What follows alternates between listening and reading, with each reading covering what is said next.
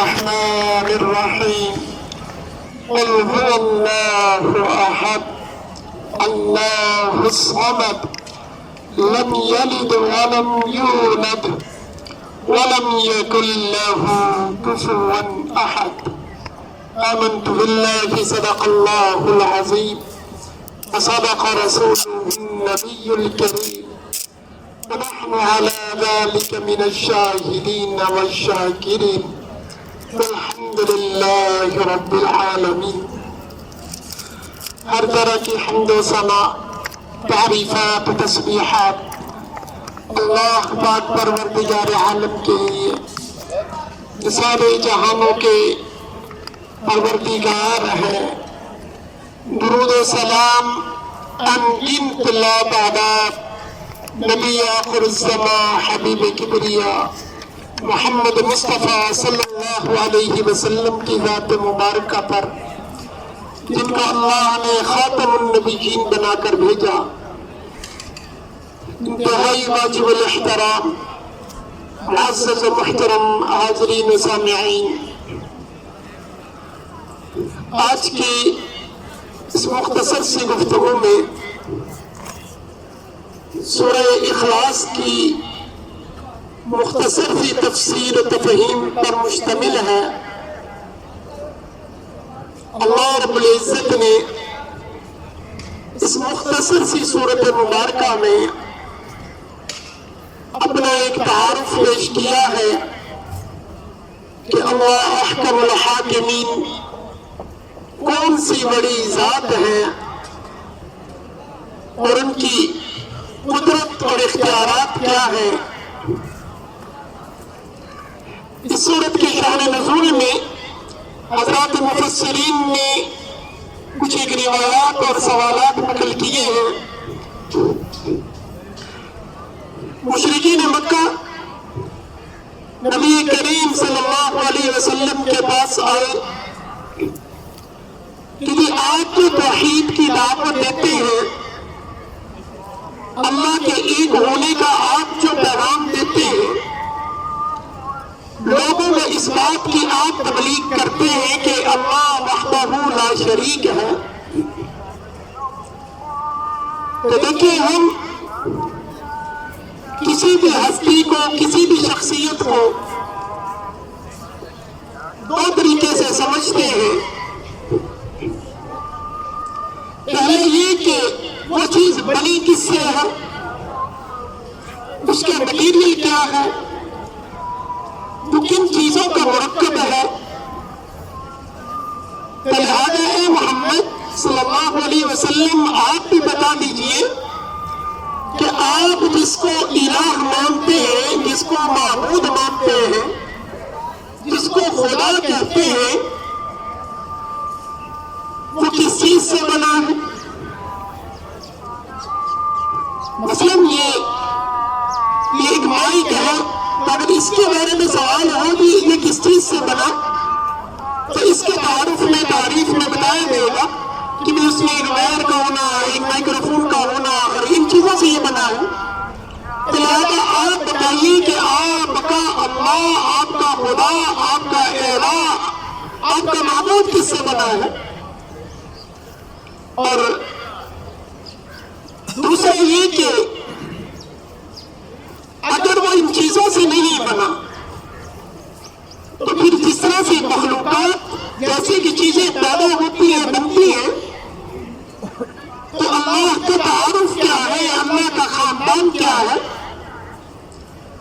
اللہ کا والد کون ہے، اس کا دادا اور پردادا کون ہے،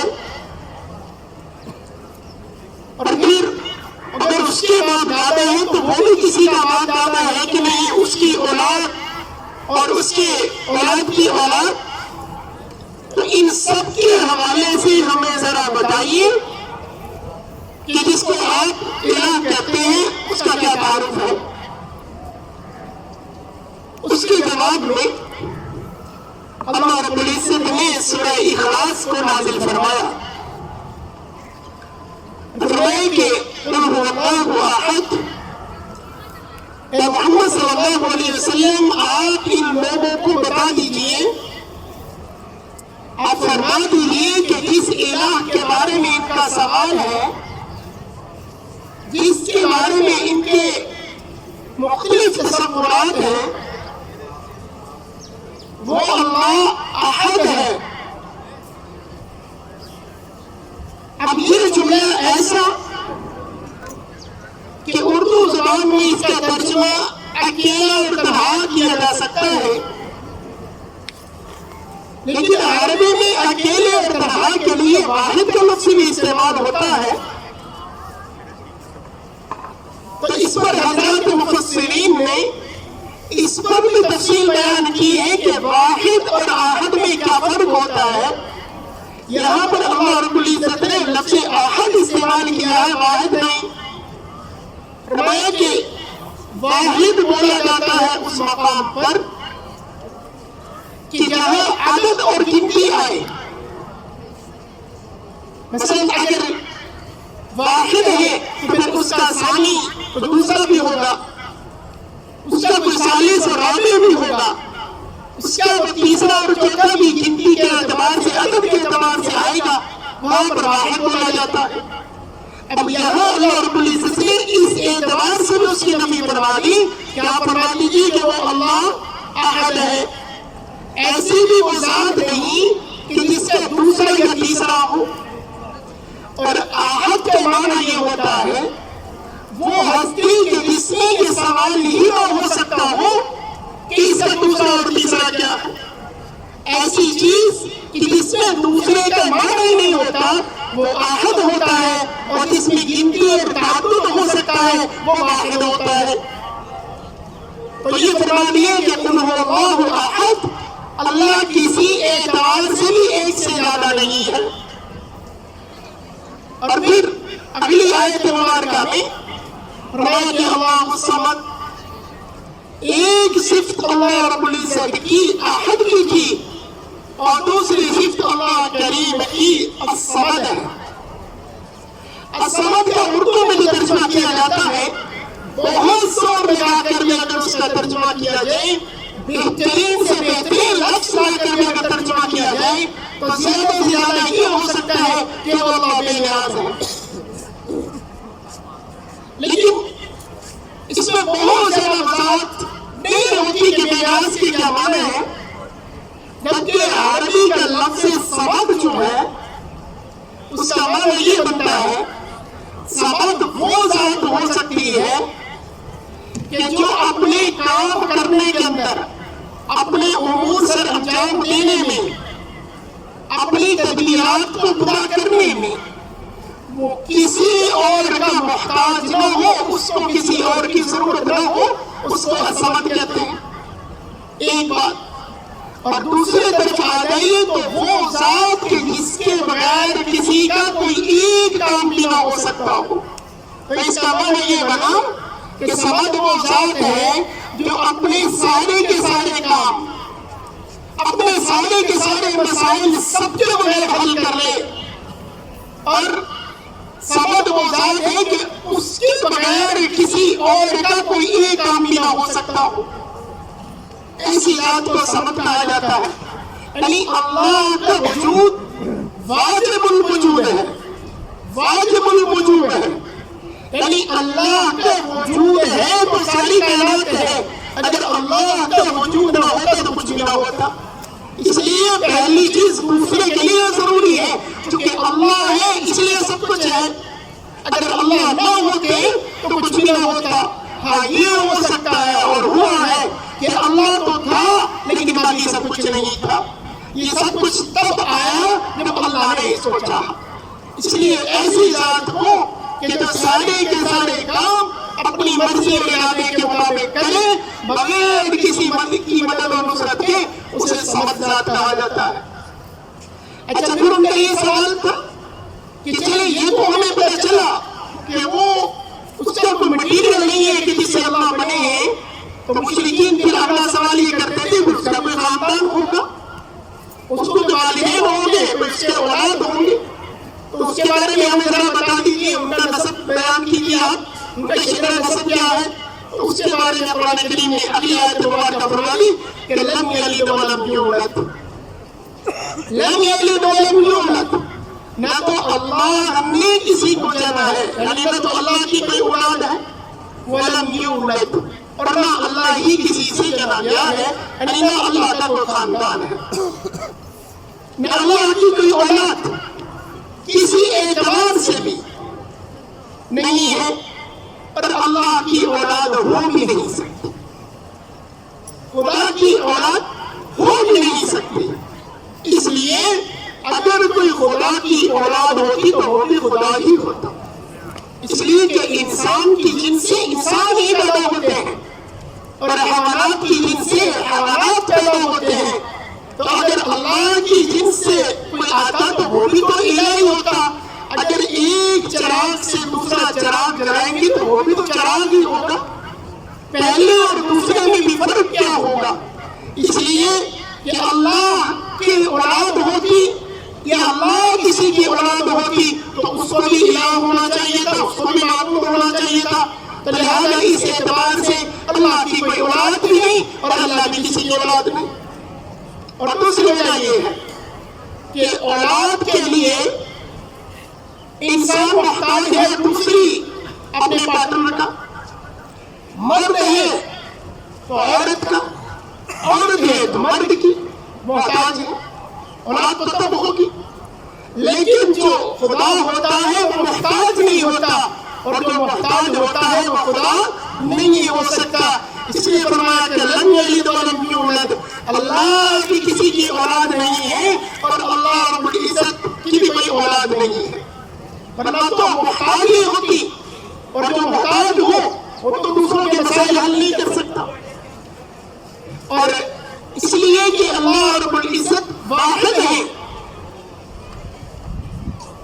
اور اس کے علاوہ ہر چیز جڑا ہے، کائنات میں صرف ایک چیز واحد ہے اور وہ اللہ رب العزت کی ذات ہے، ایک ہستی احد ہے اور اللہ رب العزت کی ہے، اس کے علاوہ ہر چیز جوڑا ہے۔ لیکن جوڑے کا معنی یہ نہیں سمجھ لینا چاہیے کہ اس میں میل و فیمیل کا کنسپٹ ہونا ضروری ہے، بلکہ جوڑے کا معنی ہوتا ہے دو چیزوں کے ملنے سے ایک تیسری چیز کا مقصد پورا ہونا۔